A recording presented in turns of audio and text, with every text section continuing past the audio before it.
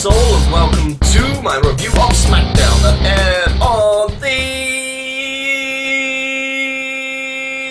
10th of October. I think that was Friday. I know, I'm a bit late. I just missed recording yesterday and the day before. Life sometimes, come on. Hey, life.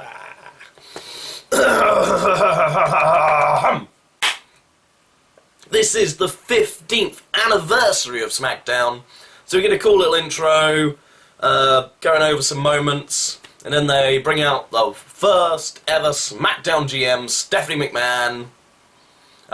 It's a bit of an odd choice. It makes sense her being the first GM, but they're trying to bring this up positively, so this is a really weird segment for Stephanie, because she is playing sort of a heel, but also getting some face time in there.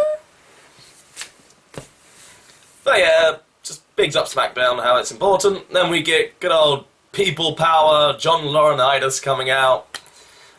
He actually gets a people power chant. Well done. Well done, sir. Teddy Long soon follows. And JBL is so excited. He runs around, shakes his hand. Teddy Long gets in the ring. And then we've got a competition of who can make the best tag team match. And John and Teddy are one-upping each other. This is quite funny. I quite enjoyed this. Everyone was really popping for Teddy coming out, and this little exchange was quite funny. And it ended up being a 15-man tag. I'm impressed that these guys could remember these lines. These were a lot of people to put in there. And it ended up, well, I suppose it technically is a 16-man tag, but because two of the competitors are Mini Gator and Hornswoggle, that makes one. So it's a 15-man tag. That's going to be a very interesting match later on in the show. And yeah, and then as they're sort of getting shots, verbal shots back and forth, and then Adam Rose comes out. It can't be a party without Adam Rose! Don't be a lemon, Steffi! Be a rosebud! Yeah, the crowd aren't uber excited for Adam Rose. They actually have a sort of mini pop when Stephanie's like, you're right, you deserve to be out here, and your opponent's going to be Kane. And like the music cuts, all the rosebuds freeze. It makes it seem a bit more dramatic than it is. But yeah, Adam Rose versus Kane. I think this is actually quite a good opportunity for Adam Rose to prove himself against a sort of more grizzled veteran. And I don't think the fail of Adam Rose is all to do with him. I think it's more the booking. They just haven't booked him at all. He had a mini feud with Swagger, and that's it. I can't remember him having a feud with anyone else. And now the Slater Gator thing's going alright, but they've got to actually do something with it. It's just the bunny interferes and wins. Adam Rose himself isn't doing anything. Show him off. He's actually a good wrestler. He's had some really good matches. Let him show off what he can do in the ring. But I can see this just being a squash in the bunny. I think the bunny's going to help him. We'll talk about that later on anyway. But yeah. And then Stephanie dances.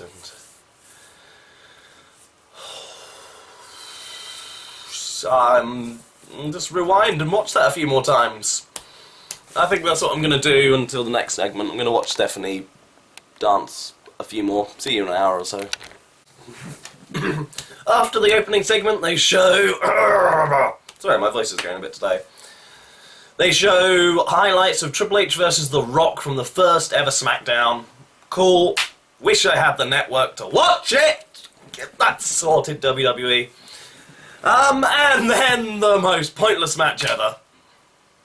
I thought this was going to be a chance for Adam Rose to sort of show some stuff against a grizzled veteran, but no.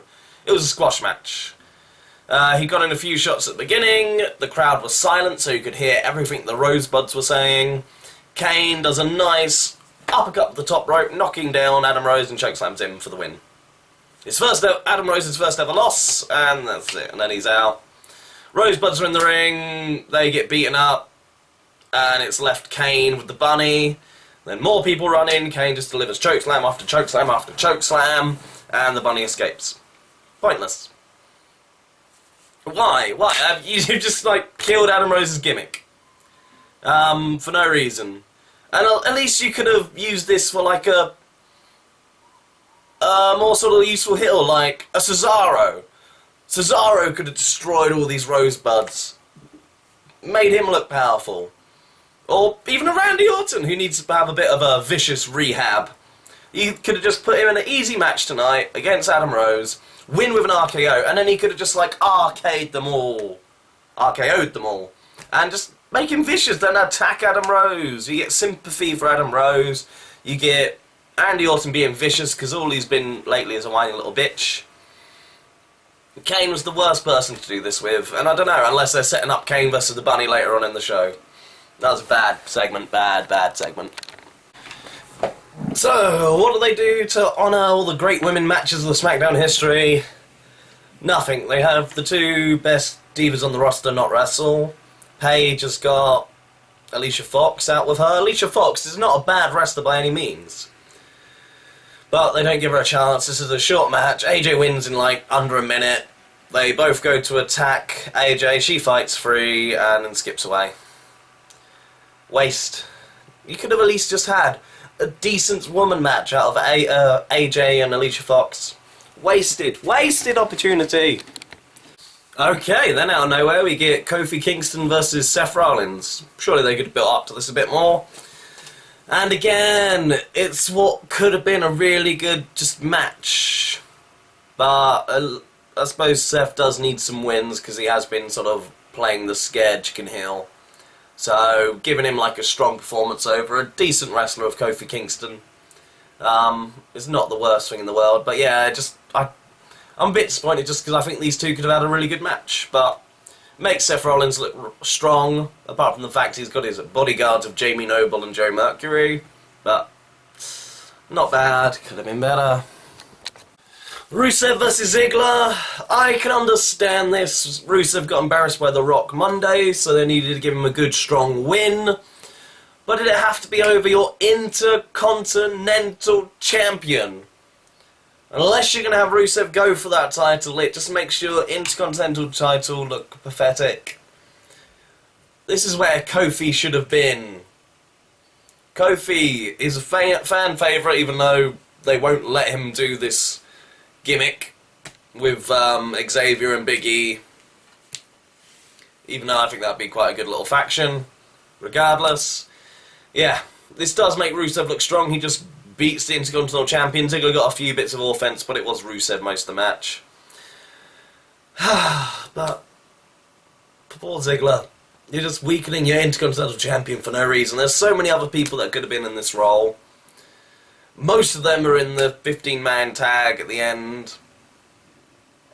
And you don't want to protect your Intercontinental Champion. That's just disgraceful. Okay, they show a pre-recorded segment from Raw, which was Triple H and The Rock in the back. It's so nice seeing guys just sort of ab-libbing. Just making it up as they go along. I kind of probably would still be excited to see Rock versus Triple H at WrestleMania. I'd like him to see a new person, but yeah, it would still get me excited to see these two go at it again. And they get to the point where they're both, like, testosterone's flying, they're both face to face, and The Rock's like, why are we so close? We're just in a room together. Yeah, a bit of comedy, a bit of sort of teasing the waters for WrestleMania between these two at some point. Whether it happens or not, this is not confirmed. This is not, oh my god, Rock and Triple H, internet, I'd better go and tell the world that they're going to be at WrestleMania. No, it was just a little tease, a little test of the water. Yeah, not a bad segment. Goes on a little bit long, but most Rock things do, but yeah, it's entertaining, nice nostalgia. And then we come back to the broadcasters and JBL throws a cake into Todd Phillips' face. Wrestling cliche, it happens. The 15-man tag, pretty much what you expected. Started off as a slow beatdown, one of the Usos, just all the heels getting a little bit of a go. And then eventually the hot tag, and it just broke out, spots everywhere, diving out the ring. 3 people getting the hits of the Bower on. But the shock thing, the most over person in this match was Damien Mizdow. The crowd were really behind him. which meant he was the worst person to take the pinfall at the end because there were boos, but then there were cheers when Teddy's getting raised, so it didn't hurt things too much. But I think the ending would have been a lot more, the crowd would have exploded a lot more if it was anyone but Mizdow that got pinned. Mizdow is over with the crowd, which is fantastic. What else did you expect from a 15-man tag? Even the Gator and Torito got their little spots. Bo Dallas last rided Torito out of the ring, which was amazing. I love Bo Dallas so much. Mark Henry goes to attack him, but Bo Dallas gets the best. He's like, yeah! Yeah! Big boot to the face. Oh, just good match. This was a fun match. This is like getting everyone on they can on the 15th special. Such a good little match. It's not going to be like match of the year as in wrestling quality, but spot fests and fun. It was fun. Good finishing segment. Though I think it should have still finished like with the match, the 15-man match, because I prefer shows finishing with a match than an angle. But regardless, Miz TV segment. Miz is doing his best to rile these two up, get them to fight each other. Cena does a nice promo of how he respects Ambrose, but why he is the best. Ambrose, love him on the mic, so good. And his response to the Miz saying, "This is John Cena. He's beaten everyone. He's beaten legends. Come back. Can you win?" Yep. I love him. And then just when like the Miz is trying to rile them up into fighting, Cena's like, "Well, see you Hell in Cell." Miz then explodes like, "This is not how this works." Like, well, they are going to see us fight. And then they both attack the Miz. Cena goes for the AA, but drops him down, throws him to Ambrose. Ambrose, I'm assuming this must be his new finisher now, the double arm DDT. This is Drew McIntyre's finisher. I love Drew McIntyre. Shame he's gone. But it's a cool move. So I wonder if this is going to be renamed Dirty Deeds, or if he's just going to have both. Oh, we'll see. But it seems to be his new established finisher. And then as soon as he hits that on the Miz, Cena hits the AA on him, sits in the director's chair, and just smiles. So they've both got one up on each other, so I don't know who their focus is going to be on Raw. They're going to be watching out for each other, but they sure as hell won't be able to work together. Or if they're going to be attacking Seth. They sort of seem to ignore Seth having a match earlier tonight. They have a path to him. They don't need to chase him around anymore. They've just got to get through one another. Good segment. All in all, this is mediocre. It was nice in the little nostalgia things through the episode. The 15-man was good. But a lot of the other matches were just rushed and just wastes that didn't really have any purpose or point. There was no consequences coming out of them. Just hurting people, like Ziggler losing to Rusev really hurt him, especially with how the match was. If it was a more competitive match, it wouldn't have mattered so much. But it wasn't. It was Rusev recovering from getting humiliated by The Rock. Yeah, all in all, for an anniversary, it was a bit disappointing. You really couldn't have had, like, past stars and SmackDown champions and, like, some more nostalgia acts appear on the show. The Rock couldn't even be asked to appear. It just did a pre-record from Raw. Not the best for us. 15th anniversary, not exactly that exciting or memorable. Which is a bit of a shame. But the main event program is sort of carrying on, and I quite like where that's going. On this show, nothing else progressed. That was the only thing that progressed. Everything else was just bog standard. One of the bad times. Why? You've got SmackDown, you've got 2 more hours of programming. Get storylines in there. Actually progress some stuff. Wait, how about have storylines that are just on SmackDown for lower card guys to actually do things? But anyway, tell me your thoughts and opinions of SmackDown. And until next time, like, subscribe, and TTFN. Boop.